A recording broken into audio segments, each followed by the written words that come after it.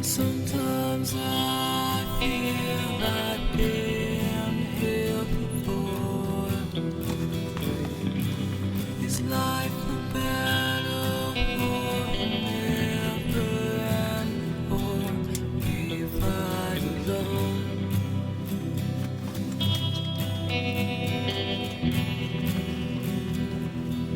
We fight alone.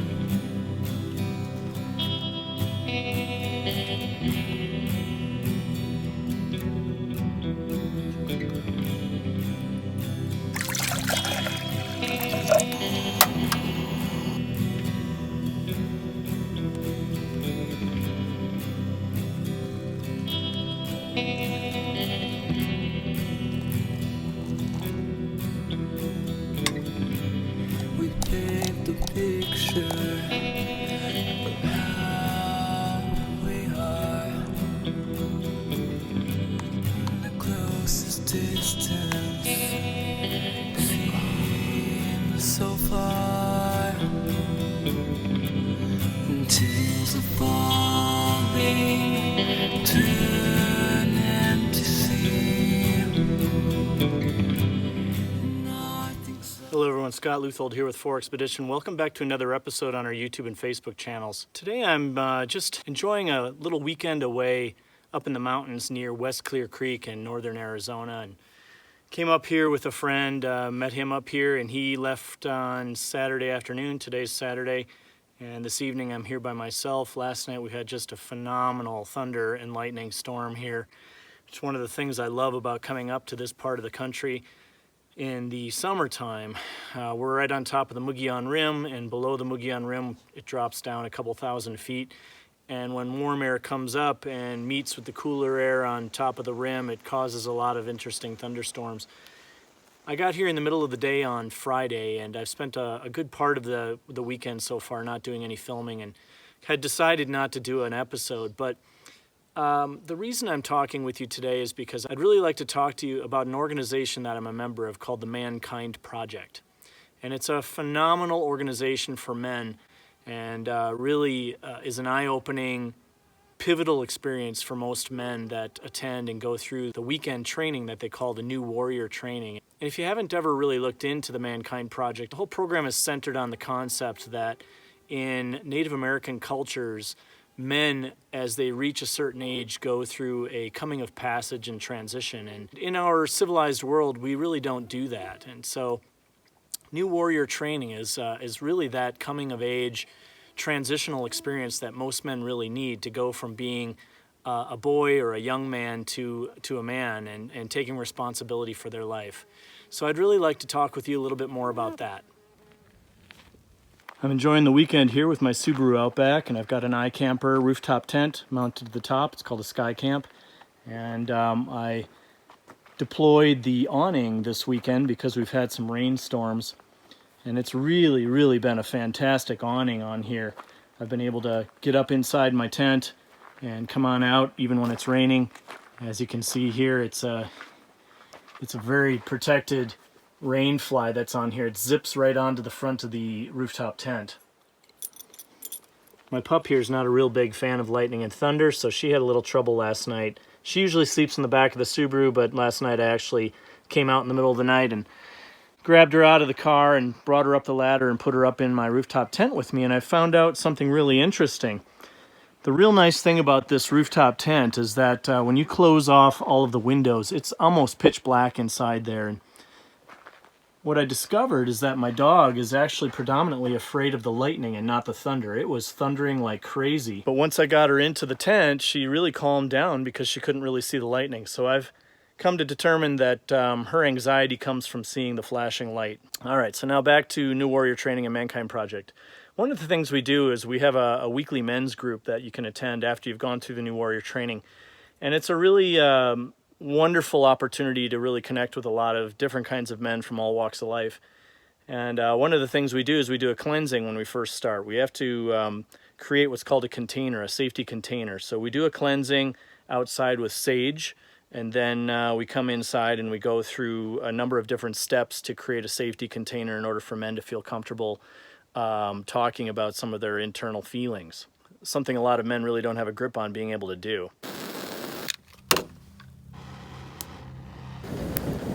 So lighting sage and using it to cleanse your body is a really great way to cleanse and purify negative energies in your body. So what we do is we use the sage smoke to clear away a lot of negative energies.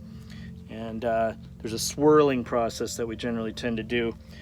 And usually you have somebody else do this for you, and they'll put their hand on your chest and ask you if they have permission to go ahead and cleanse your body.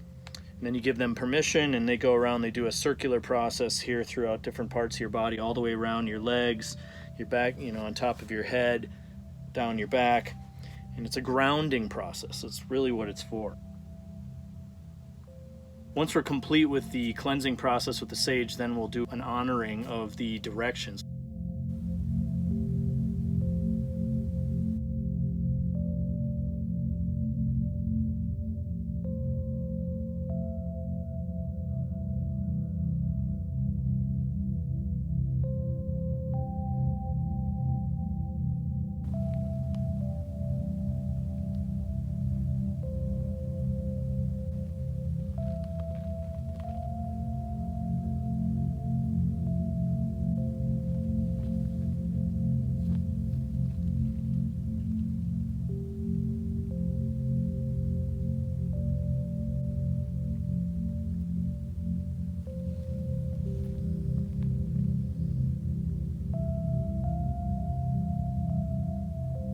So I'm sure there's a few people out there who either have gone through the New Warrior Training or they know somebody who's gone through the New Warrior Training. And if you're interested in that, I'd be certainly happy to talk with you about my experience, although we're not really allowed to go into much detail about what happens at the New Warrior Training weekend. I've gone through a number of interesting spiritual exercises throughout my life.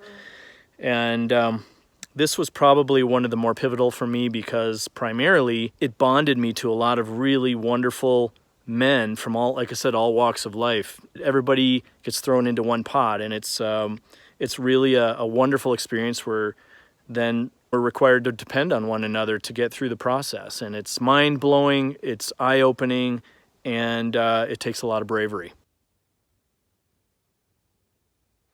All right, so why is it that I'm telling you about this? The reason is I want you all to know that 4XPEDITION is not your typical outdoor adventure company. As the founder, I really believe strongly in inspiring people not only to get outside and adventure and experience nature, but to go inside themselves and heal past wounds, create more of a bond and connection with other people, and really make an effort to move toward bringing humanity together for a common cause. And I think that's a really, really important thing for me to stress about 4XPEDITION. We're not just here to sell products. We're not just here to sell services. We're not just here to build social networks and build a following. We're here because we want to inspire people to expand outside of their normal realm of comfort. So I feel if I'm able to help inspire people to become more connected to their family members, to their children, for fathers to become more connected to their sons and daughters, for husbands and wives to become more connected, for people to become more accepting and tolerant of other people's lifestyles and let people be, who they want to be, and to challenge people to push the envelope of who they are as a person, not just in the wilderness, not just with survival, but in their normal day-to-day lives, in their work, in their philosophies, in opening their minds to new ideas. You know, I had a branding agency for quite a while. It was called Perceiver Agency, and I developed a lot of brands for a lot of different companies. I really didn't feel like I was living my purpose, and so I really dove back into 4XPEDITION. And I have a couple of other businesses that I do maintain, but 4XPEDITION is really the heart and soul of who I am. I'm an adventurer through and through. I'm also a very spiritual person. I love to use my creativity to inspire people to be more connected to one another, to get out into nature, to become more empathetic and more compassionate for one another, to find a place in their heart to be more loving. I feel like 4XPEDITION is a true calling for me, and if what I am doing here at 4XPEDITION really resonates with you, I really encourage you to get a little bit more involved. I do have a Patreon page at patreon.com/4XPEDITION, and there's a membership program where if you sign up, there's for as little as $3 a month, you can become a supporter of 4XPEDITION and help me really build this brand into a meaningful and exciting brand that has the potential to really influence people around the world.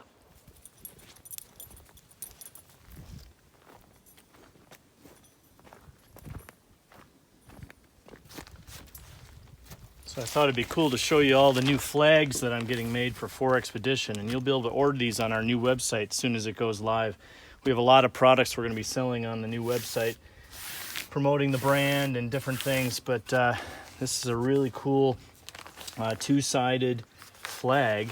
It's water resistant. It's got a little spot here to put in a flagpole. You can hang that out in front of your camp and show the world that you support 4XPEDITION. These came out really cool. So it rained last night, so all the kindling's a little bit damp. And if you've watched past videos, you note that I pick up a few pine cones here and there, and I put them into a bin here.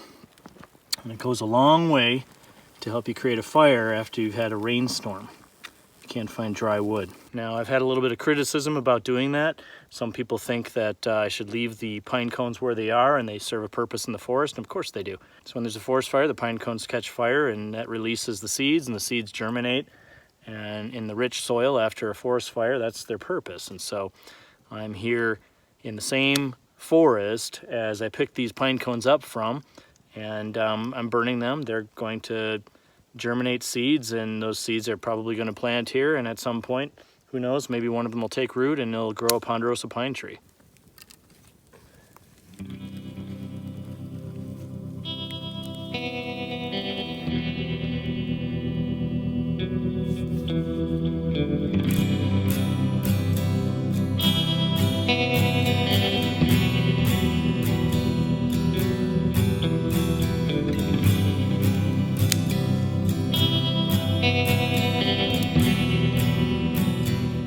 You know, psychologically speaking, I have a common need to be in the wilderness. It's my grounding place. It's my spiritual place. This is my church out here in wilderness, to be honest. I've had comments from people say that they'd be really scared to be out in the wilderness by themselves. I've done some paddling trips alone, and I follow a number of different people on YouTube that are survivalists and bushcrafters. Spend a lot of time out in very remote parts of the world by themselves, and I tend to truly understand what it is that brings them to that place where they feel like it's necessary to get out into wilderness alone. You know, people spend a lot of time behind a desk in their offices, and I have to say, I've done that oftentimes in my life as well. I've held a career for 25 years and worked for a lot of different companies. I've had my own companies. But life's way, way too short not to be figuring out how to truly live life the way you want to live life, and to find your truth. If that's spending time living in nature alone, if that's being married to someone that you truly love, if it's if it's being a vagabond and traveling the world, even if it's finding true passion in creating an organization or starting a company, that's all great. As long as you're really moving toward what really feels right in life. I'm in my late 40s. I feel like I've really lived my life well so far, and I look forward to another 40 years of doing that, 50 years maybe. I hope that I continue to be healthy in order to be able to truly live my life the way I want. But if something happened today and I were to leave this earth, I would be totally and completely content with how I've lived my life to this point. If you can't say that about your own life, then it's time to make a change.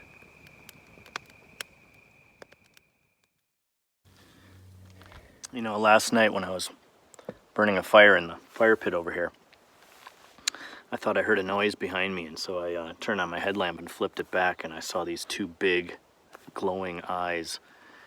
And at first I thought it might be an elk, but it turned out to be a huge cow, black cow.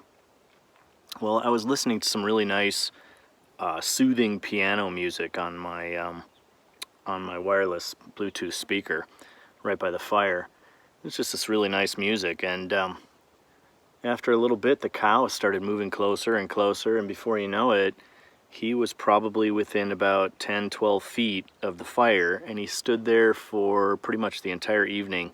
I don't know if he was just finding some safety with the burning fire, or if he was really into the music or what, but we just sat there for pretty much the whole evening listening to the music and watching the fire together.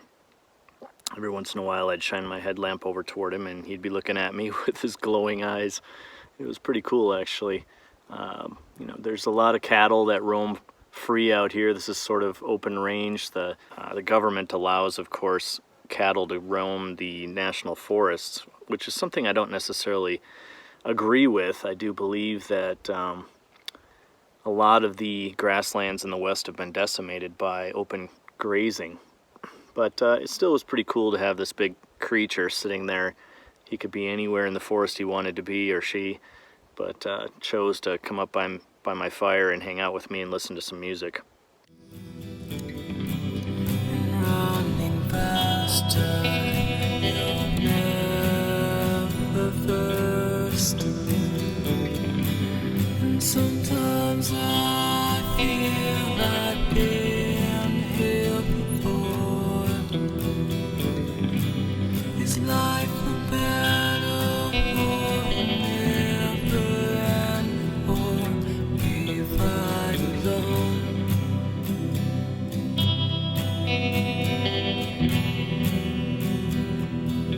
We fight alone.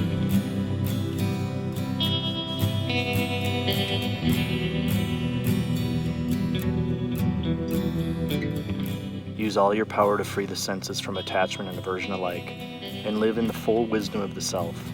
Such a sage awakes to light in the night of all creatures. That which the world calls day is the night of ignorance to the wise. As rivers flow into the ocean but cannot make the vast ocean overflow, so flow the streams of the sense world into the sea of peace that is the sage. But this is not so with the desire of desires. They are forever free who renounce all selfish desires and break away from the ego cage of I, me, and mine to be united with the Lord. This is the supreme state. Attain to this and pass from death to immortality.